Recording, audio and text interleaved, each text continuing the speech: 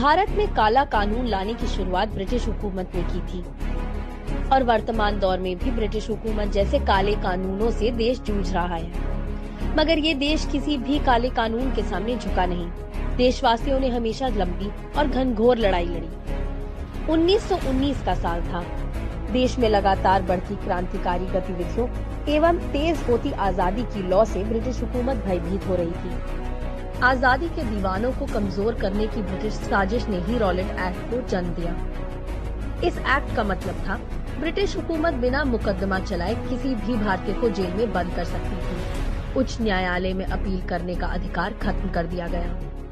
British हुकूमत इस कानून के जरिए प्रेस की स्वतंत्रता कुचल सकती थी। दरअसल इस काले कानून की आड़ में ब्रिटिश हुकूमत आजादी के आंदोलन को कुचलना चाहती थी, मगर आजादी के मत वाले कहां डरने वाले थे। इस काले कानून के विरोध में देशव्यापी हड़तालें, जुलूस और प्रदर्शन होने लगे।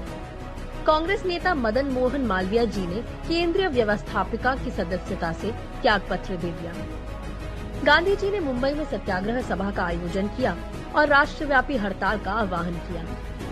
पूरे देश में इस काले कानून के खिलाफ गुस्सा चरम पर था।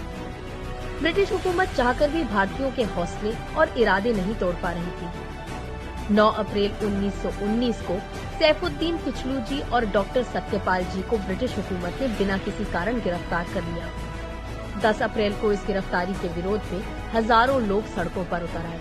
पंजाब में मार्शल लॉ लागू कर दिया गया और कमान थमा दी जनरल डायर को। वही डायर जिसने जलियांवाला बाग नरसंहार को अंजाम दिया।